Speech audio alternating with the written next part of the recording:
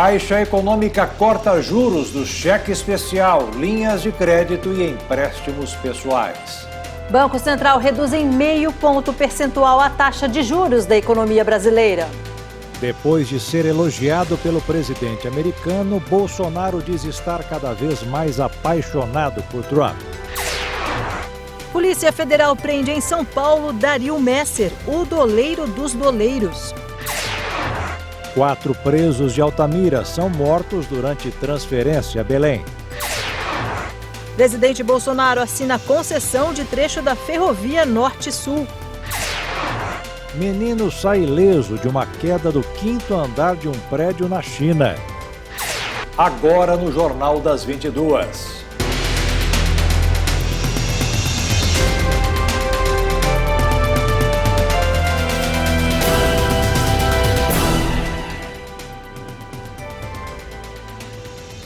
Olá, boa noite. Boa noite.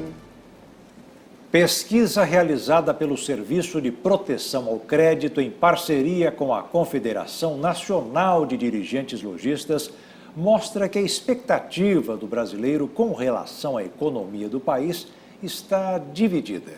Metade acredita que a situação piorou e a outra metade que a economia vai melhorar.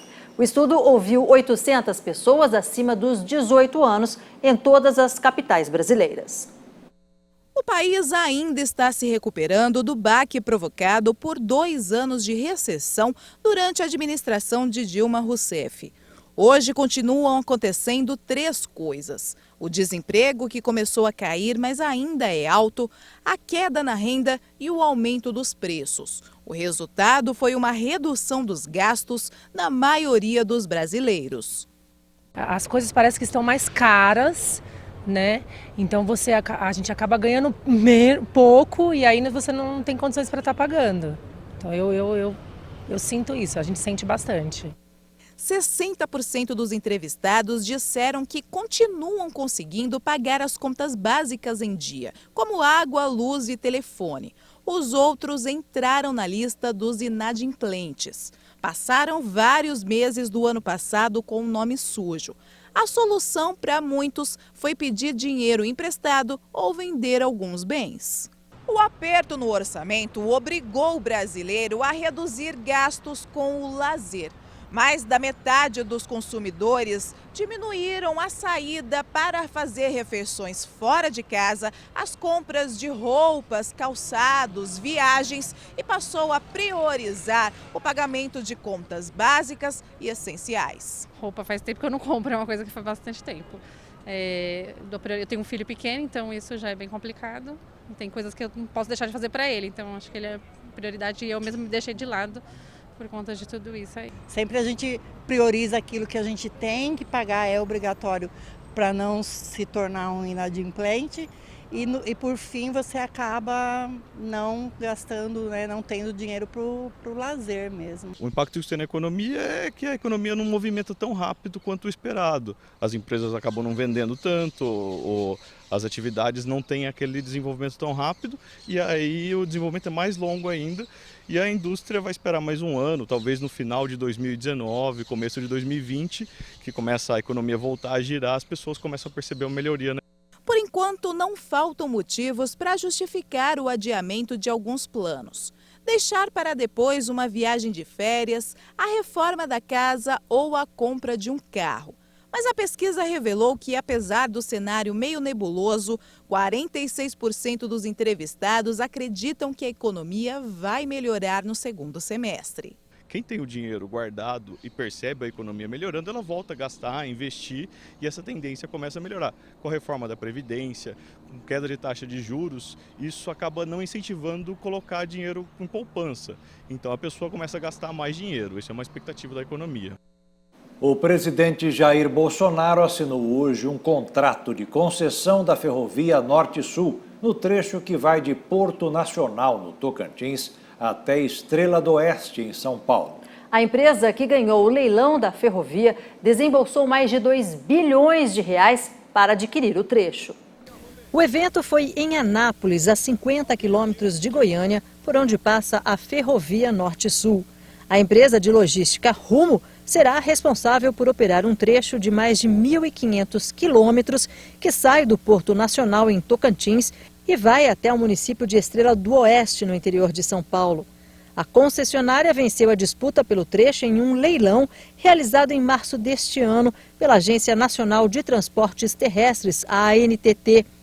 A empresa do grupo Cosan, que produz principalmente açúcar e etanol, vai operar neste trecho pelos próximos 30 anos e ofereceu 2 bilhões e 700 milhões de reais pela concessão. O valor foi mais do que o dobro do pedido inicial do governo. O consórcio terá que fazer investimento como a implantação de oficinas de manutenção e postos de abastecimentos, garantindo também a conservação da ferrovia durante todo o período concedido. Em discurso, o ministro de Infraestrutura, Tarcísio Gomes de Freitas, afirmou que em breve o governo irá renovar também a concessão da Malha Paulista, o que pode gerar um investimento de 7 bilhões de reais. Disse ainda que o objetivo é mudar a matriz do transporte brasileiro para que os trens possam fazer os trechos de longa distância. A participação do modo ferroviário vai sair dos atuais 15% para quase 30% em coisa de 8 anos.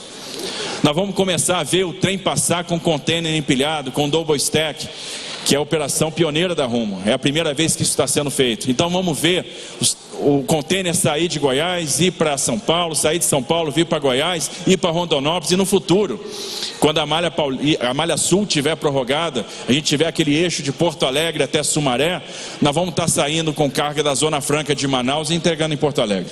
O presidente Jair Bolsonaro também esteve na cerimônia, acompanhado do ministro da Casa Civil, Onyx Lorenzoni, e da ministra da Agricultura, Tereza Cristina. Durante o discurso, Bolsonaro afirmou que tudo foi feito graças à confiança dos empresários. As obras de infraestrutura unem o Brasil, trazem o progresso, barateia preços e fretes, diminui o consumo de óleo diesel, diminui acidentes em estradas, traz o progresso de verdade para nós. E esse modal ferroviário é muito bem-vindo. E nós precisamos despertar a confiança de cada vez mais gente para a gente poder fazer mais. O governador de Goiás, Ronaldo Caiado, elogiou a assinatura do contrato. Nós fomos peça fundamental na construção de Brasília. Anápolis foi o sustentáculo. E de repente muitas vezes achava que a cidade de Anápolis não estava merecendo tanto aquilo que ela já contribuiu para o país. Mas, no entanto, Vossa Excelência hoje vem aqui dar a nós o maior presente que pode ser dado, porque o fator multiplicador dessa ferrovia é imensurável. De acordo com o Ministério de Infraestrutura, a estimativa de demanda para a ferrovia é de 1,7 milhão de toneladas para 2020 e pode chegar até 22,7 milhões de toneladas em 2055. Serão escoadas pela linha férrea cargas vindas de polos paulistas para centros consumidores como Brasília, Goiânia, Palmas e Imperatriz, no Maranhão. Além disso, no sentido oposto, também haverá o transporte de cargas de grãos para exportação pelo Porto de Santos. A Ferrovia Norte-Sul tem mais de 4.000 quilômetros e foi planejada há 30 anos. Mas a obra, considerada espinha dorsal do sistema ferroviário brasileiro, enfrentou uma série de problemas e atualmente só a parte norte estava em operação. A ferrovia representa a luz no fim do túnel para recuperar a economia de muitas regiões brasileiras.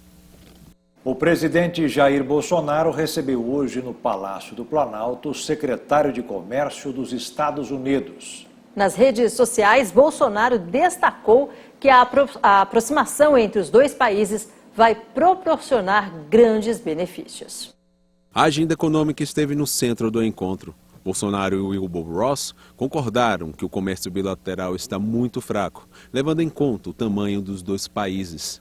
O secretário norte-americano também destacou a importância de um acordo de livre comércio com seu país, mas lembrou que é preciso analisar se o tratado que foi fechado pelo Mercosul com a União Europeia não contraria os interesses dos Estados Unidos. Bolsonaro disse que essa é uma questão que envolve a inteligência do governo para identificar se há, de fato, armadilhas no acordo que poderiam inviabilizar as negociações com os americanos.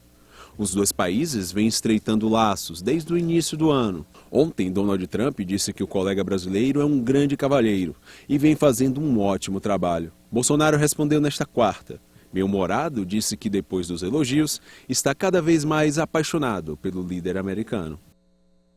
4 presos supostamente envolvidos no massacre do Pará foram mortos dentro de um caminhão que fazia a transferência de 30 presos para o presídio de Marabá, a 600 quilômetros da capital Belém. De acordo com a Secretaria do Estado de Segurança Pública, as mortes estão sendo investigadas.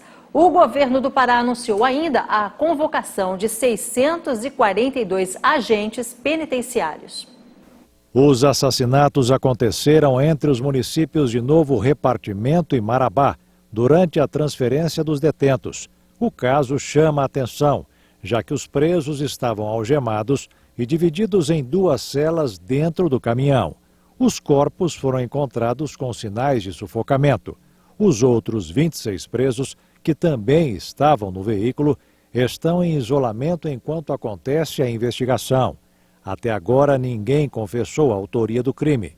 Todos participaram da confusão, que terminou com 58 mortos no presídio de Altamira. O massacre sobrecarregou o Instituto Médico Legal. Alguns corpos foram armazenados em uma câmara frigorífica devido ao pouco espaço nas instalações do IML. Os peritos continuam o trabalho da identificação das vítimas. A confusão colocou em lados opostos bandidos aliados a uma facção que tem atuação nacional e criminosos de uma quadrilha que nasceu no Rio de Janeiro. O crime bárbaro teve grande repercussão. 16 detentos foram decapitados. Os chefes dos 2 bandos já foram identificados e transferidos. 10 deles vão para presídios federais. A Polícia Federal deflagrou hoje mais uma fase da Operação Lava Jato e tenta prender o presidente do Grupo Petrópolis, Walter Faria. 3 executivos que trabalham para ele já foram presos. Esta fase investiga o pagamento de propinas disfarçadas de doações eleitorais e operações de lavagem de dinheiro feitas pelo grupo. O Ministério Público Federal afirmou que as investigações mostram que Walter Faria e outros executivos do Grupo Petrópolis atuaram na lavagem de cerca de 330 milhões de reais em contas fora do Brasil. De acordo com a Polícia Federal, foram expedidos 5 mandados de prisão temporária, 1 de prisão preventiva e 33 de busca e apreensão. Os mandados expedidos pela 13ª Vara Federal de Curitiba foram cumpridos em 15 cidades diferentes. As investigações apontam que o Grupo Petrópolis agiu como um verdadeiro banco de propina da Odebrecht. O Grupo Petrópolis teria auxiliado a Odebrecht a pagar propina através da troca de reais no Brasil por dólares em contas no exterior.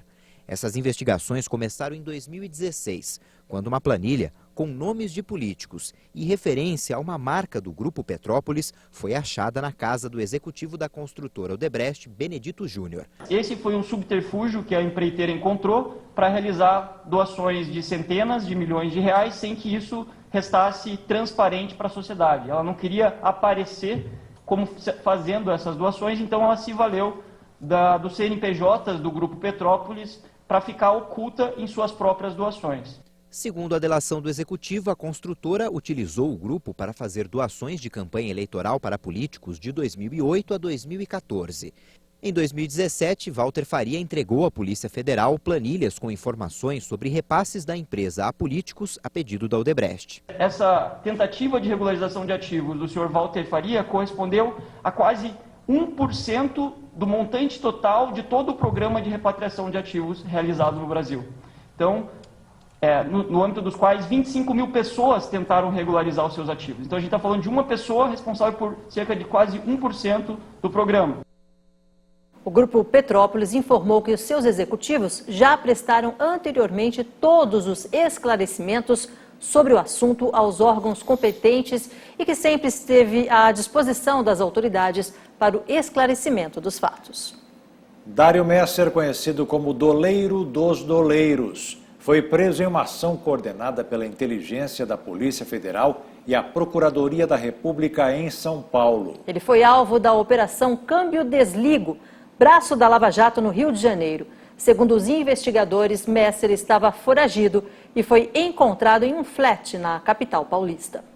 A delação dos doleiros Vinícius Vieira Barreto Claré, o Juca Bala e Cláudio Fernando Barbosa, o Tony, resultou na Operação Câmbio Desligo. A ação tinha como principal alvo Dário Messer, apontado como controlador de bancos em paraísos fiscais com 429 clientes, até meados de 2013. Em junho de 2018, Messer foi denunciado e apontado como líder da organização criminosa, em uma peça que elenca 62 acusados. Em julho, a Polícia Federal prendeu um dos principais homens de confiança de Messer, Mário Liebman. Ele e o filho, Rafael, são suspeitos de suposta lavagem de dinheiro por pai e filho em benefício de Messer.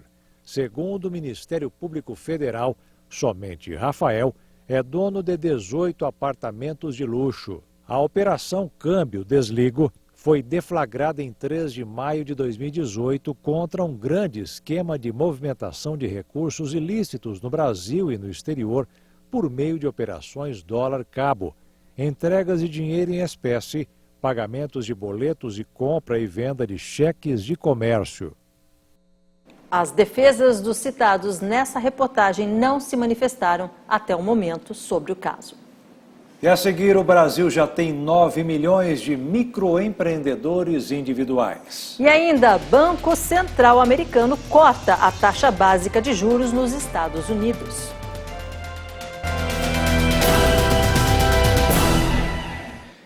Com o desemprego elevado no país, é inevitável o aumento do chamado trabalho por conta própria. Para sair da informalidade e obter benefícios extras, muitos estão se tornando microempreendedores individuais.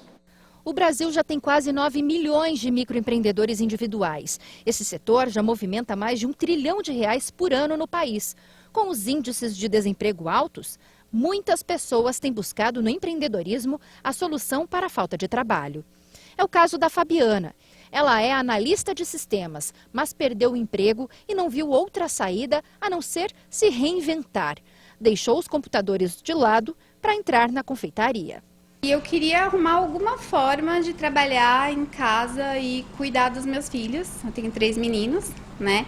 E entre as coisas que foram cogitadas, chegou a confeitaria, uma longa história, e eu comecei a trabalhar com confeitaria dentro do meu apartamento.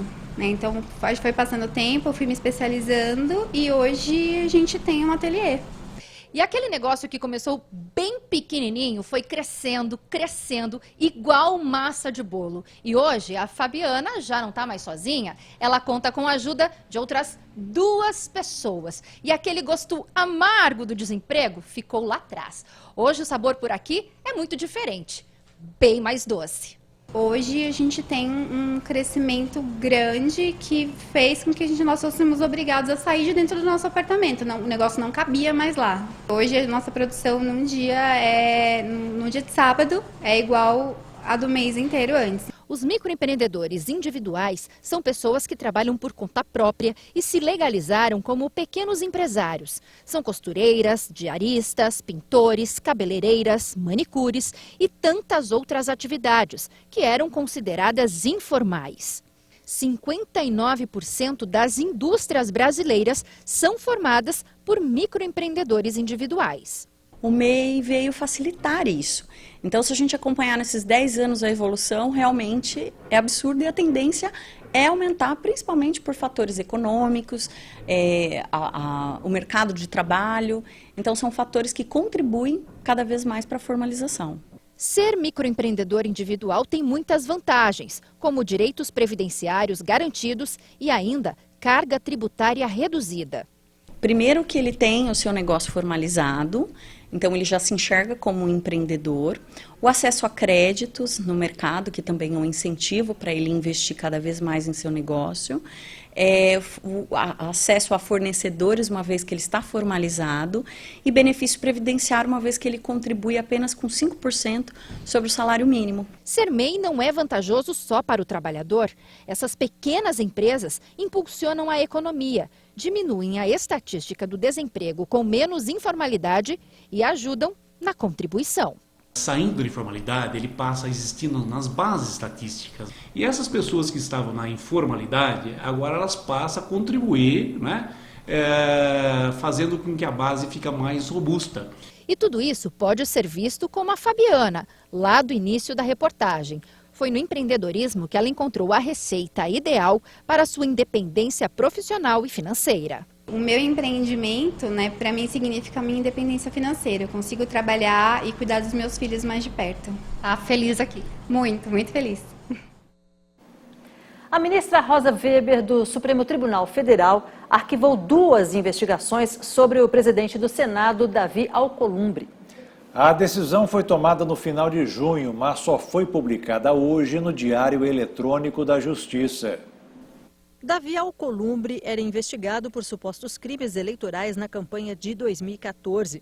Um dos inquéritos, que foi aberto em 2016, apurava a utilização de notas fiscais frias na prestação de contas, além da ausência de comprovantes bancários e contratação de serviços com data posterior à das eleições. Já outra investigação, que foi aberta no ano passado, apurava se o presidente do Senado cometeu ilegalidades na prestação de contas da campanha de 2014.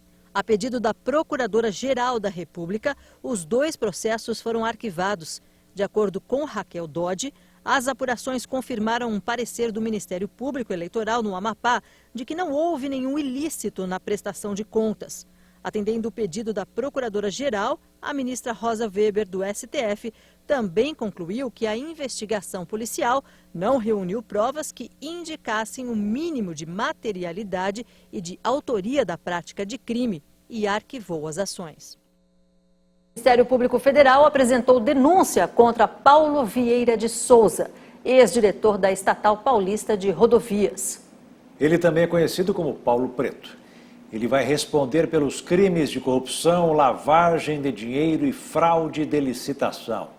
O engenheiro foi denunciado por supostos desvios de recursos da ampliação da Marginal Tietê, que custou 360 milhões de reais. A obra foi feita entre 2009 e 2011, na gestão de José Serra. O processo foi encaminhado para o Rio de Janeiro, já que a empresa responsável, a Delta, do empresário Fernando Cavendish, é investigada na Operação Saqueador, um desdobramento da Lava Jato. Paulo Vieira de Souza é apontado como operador de propina para o PSDB de São Paulo e também teria ajudado a Odebrecht no crime de lavagem de dinheiro. Ele está preso, acusado por lavagem de dinheiro de cerca de 100 milhões de reais para financiamento de campanhas eleitorais de 2010. E por causa das altas temperaturas e também da seca, 3 milhões de hectares de florestas na Rússia foram destruídos pelos incêndios. Incêndios florestais se espalhavam por vastas extensões da Rússia nesta quarta-feira. Cerca de 3 milhões de hectares de terra foram afetados. O fogo, que já durava dias, causou uma densa fumaça negra, que afetou não só pequenos vilarejos, mas também grandes cidades na Sibéria Ocidental, na região de Altai e nos Urais. Ambientalistas alertaram que a escala das chamas poderia acelerar o aquecimento global, além dos efeitos imediatos sobre a saúde dos habitantes. Depois de analisar um relatório do ministro das Situações de Emergência, o presidente Vladimir Putin convocou o Ministério da Defesa a se unir aos esforços para conter as chamas. Cerca de 2.700 bombeiros trabalhavam para combater os incêndios, informou a agência de notícias Interfax. Segundo o Ministério da Defesa, 10 aviões e 10 helicópteros foram enviados para a região de Krasnoyarsk, uma das mais afetadas. E pela primeira vez desde 2008, o Banco Central americano cortou a taxa básica de juros nos Estados Unidos. Na época, a taxa chegou ao piso mínimo histórico de 0,0% a 0,25%. O Fed disse que a decisão desta quarta foi tomada levando em consideração as incertezas sobre o cenário econômico mesmo em meio a um crescimento robusto do mercado de trabalho. A taxa passa agora à faixa de 2% a 2,25%, um corte de 0,25 pontos. O Federal Reserve prometeu ainda agir adequadamente para sustentar a expansão econômica do país. 2 integrantes do Comitê de Política Monetária foram contrários à decisão, que pretende estimular a economia. O Fed também anunciou a antecipação do fim da política conhecida como Quantitative Tightening, que consiste na compra de dívida pública e privada pelo Banco Central. Isso significa que a entidade vai começar a se desfazer de suas enormes reservas adquiridas durante a crise financeira mundial. E veja a seguir, a Caixa Econômica Federal reduz em até 40% as taxas de juros. E ainda, menino de 3 anos cai de prédio na China e sai ileso.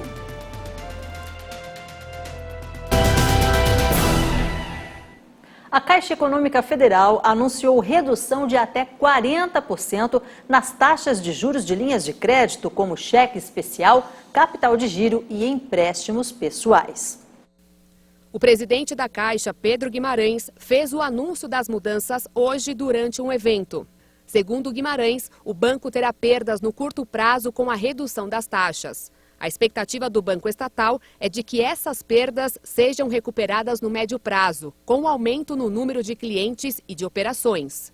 O cliente da Caixa que contratar o cheque especial passará a usar o serviço com até 9,99% de juros ao mês. Segundo o banco, essa taxa representa uma redução de 26% sobre os percentuais praticados atualmente. De acordo com a Caixa Econômica, as taxas para cheque especial eram de até 13,45% ao mês, no caso de pessoa física, e de até 14,95% ao mês para pessoa jurídica. A estatal ainda anunciou a redução de até 21% nos juros do crédito pessoal. A taxa mínima era de 4,99% ao mês e agora será a partir de 2,29%. As novas modalidades de crédito estarão disponíveis a partir de 19 de agosto, tanto para clientes de pessoa física quanto de pessoa jurídica. O Comitê de Política Monetária do Banco Central reduziu de 6,5% para 6% ao ano a taxa básica de juros da economia, a Selic. Com a decisão, a taxa caiu para o menor patamar desde o início do regime de metas de inflação, em 1999. De acordo com o Comitê de Política Monetária do Banco Central, houve uma melhora nos cenários internos e externos, com os indicadores confortáveis do nível de inflação para a redução da Selic.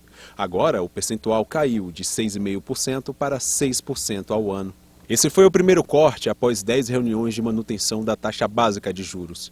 A Selic estava em 6,5% desde março de 2018. Na ocasião, a taxa chegou a esse percentual depois de 12 cortes seguidos. O Banco Central já sinalizou que pode fazer novos cortes nas próximas reuniões, caso o cenário da inflação continue a melhorar. No mercado financeiro, o dólar fechou em alta nesta quarta-feira. A moeda norte-americana subiu 0,7% e encerrou o dia cotada a R$ 3,817 na venda. Prestes a completar 34 anos, o Museu do Transporte Público de São Paulo é uma viagem ao tempo. E olha só que legal, Jaqueta, o passeio é gratuito. Os visitantes, por exemplo, apreciam bondes elétricos e até os primeiros ônibus a diesel da capital. Os passageiros já tomaram seus lugares. O bonde vai partir. A viagem será para o passado e o itinerário, a história do transporte público em São Paulo.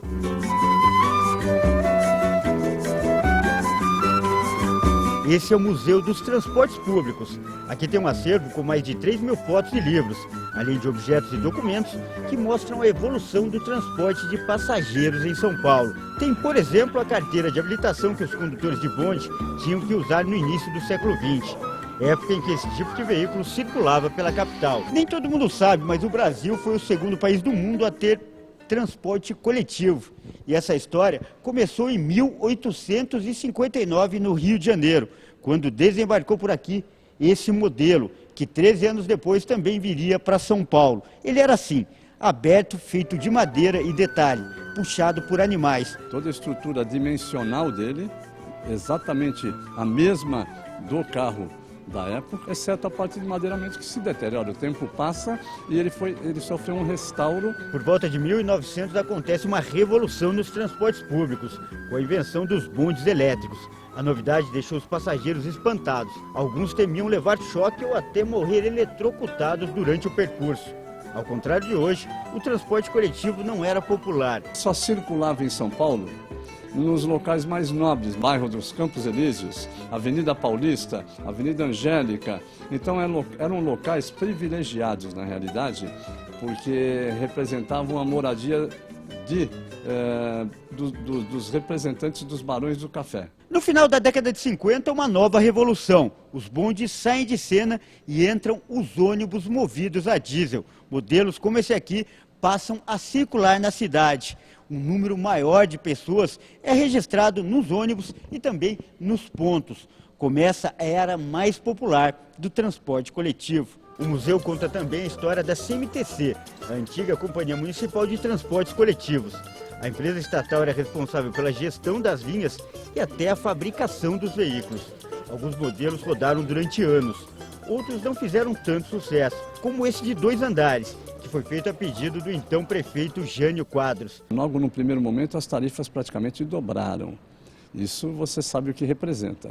Mexeu no bolso da população, representaram algumas insatisfações que lentamente foram sendo absorvidas pelo transporte e pelas pessoas, porque foram mudanças para melhor.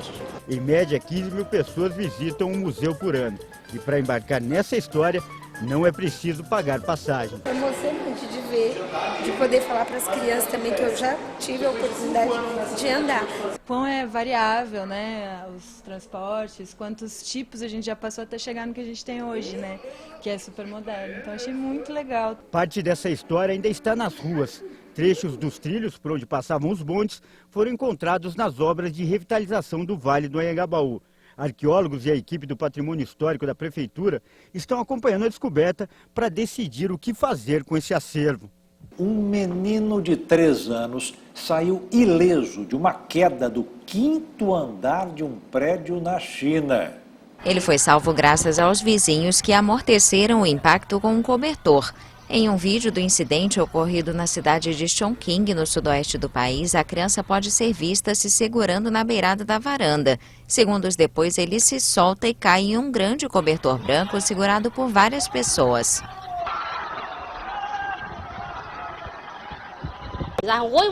Vi a criança pendurada e pensei de encontrar algo para amortecer a queda. Também pensei de correr e segurá-lo com minhas mãos, mas não teria dado certo. Estava lá na hora e ajudei a segurar o cobertor. Segundos depois ele caiu, foi tudo muito rápido. O menino estava em casa sozinho quando o incidente ocorreu. A avó dele tinha saído para fazer compras. A criança não sofreu qualquer tipo de ferimento. Um parque em Lima, capital do Peru, chama a atenção pela quantidade de gatos espalhados no local. São centenas de felinos mantidos pela prefeitura para espantar os ratos. Os visitantes usam o local para relaxar, cercados por ilustres moradores, os gatos. Eu fico com os gatos diariamente durante umas 3 horas. Se eu não vier de manhã, chego à tarde. Depende do tempo que eu tenho disponível.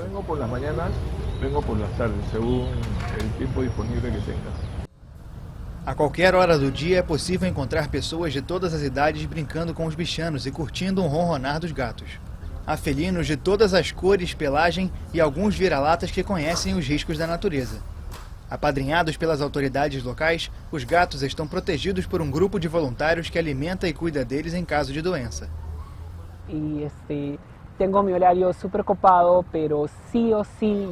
Tenho meu horário lotado, mas venho ao parque todos os dias. Na terça-feira, conversei com meus chefes para que pudessem me liberar do serviço mais cedo para poder vir ao parque alimentar todos os gatos.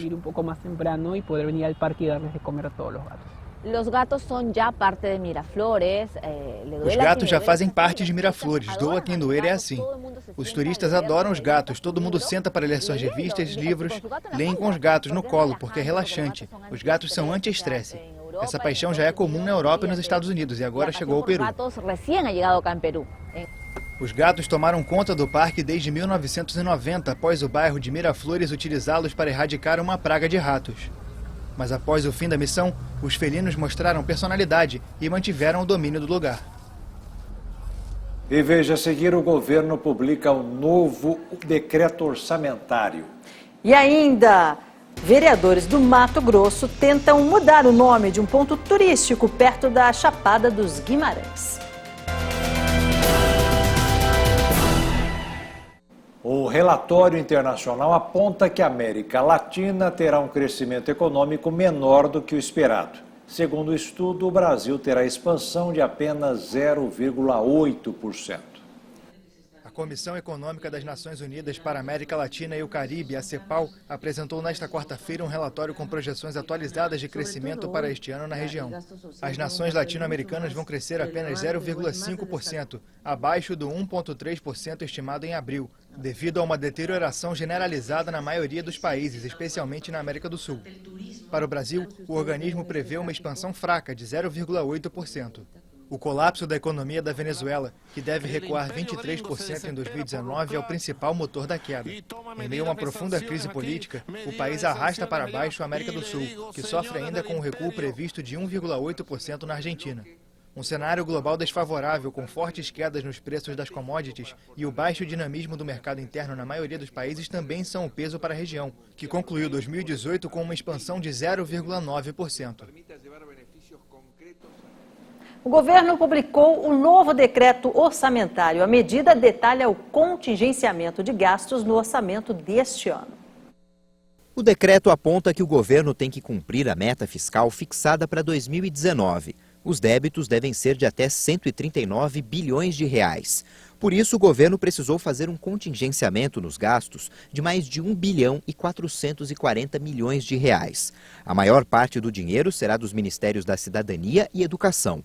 No caso da cidadania, o contingenciamento é de 619 milhões de reais. Na educação, 348 milhões de reais, que correspondem a 24% do valor total. O bloqueio adicional se soma aos quase 30 bilhões já divulgados em março. Se as receitas melhorarem com privatizações ou com um crescimento maior da economia, o governo pode desbloquear esses valores para gastos. Recursos para investimentos estimados para este ano são os menores desde 2008, quando começou a série histórica do Tesouro Nacional. O Paraguai tem um novo ministro das Relações Exteriores, Antônio Rivas. Ele assume após o antecessor renunciar em meio a uma crise política gerada por um acordo energético negociado em segredo com o Brasil. Antônio Rivas assumiu nesta quarta-feira como o novo ministro das Relações Exteriores do Paraguai. O diplomata de carreira, que atuava como vice-chanceler, substitui Alberto Castiglione, que se viu forçado a renunciar após um polêmico acordo energético negociado em segredo com o Brasil. Rivas anunciou que vai se reunir com autoridades brasileiras para pedir que anulem o tratado sobre a distribuição da energia de Itaipu, que a oposição considera desvantajoso para o Paraguai. O objetivo é encarregar os administradores técnicos das distribuidoras Andi e Eletrobras de negociar um novo acordo. A maioria opositora no Congresso ameaçou instaurar um julgamento político contra o presidente Mário Abdo Benítez se o ex-chanceler e outros funcionários do governo não renunciassem. E olha só essa história em Jaqueto. A Câmara Municipal de Chapada de Guimarães, no Mato Grosso, estuda alterar o nome de um importante ponto turístico ali da região. É verdade. Pensando bem, faz todo sentido, viu, Regiane? Porque tanta beleza merece um nome mais ajustado. Entenda por quê. A paisagem impressiona. O mirante fica em uma curva à beira da rodovia, marcando o limite entre os municípios de Chapada dos Guimarães e Cuiabá. O lugar abriga inúmeros ninhos de araras, mas toda essa beleza acaba ofuscada pelo nome do local, Portão do Inferno. Uma lei de 1998 já havia alterado essa nomenclatura, mas o local continua sendo conhecido pelo nome antigo. Diante da polêmica, a Câmara de Vereadores resolveu fazer uma consulta pública. A ideia é ouvir a população para consolidar a nova identidade. E o nome proposto é muito melhor: Portal do Paraíso. Para os vereadores, a mudança vai trazer bons fluidos e vai atrair mais turistas. Se a mudança vai beneficiar a cidade, ainda é cedo para dizer, mas que o novo nome condiz muito mais com essa paisagem, isso é inegável. E o Jornal das 22 termina aqui. Tenham todos uma ótima noite, a gente se vê amanhã. Boa noite, fique na paz. Tchau.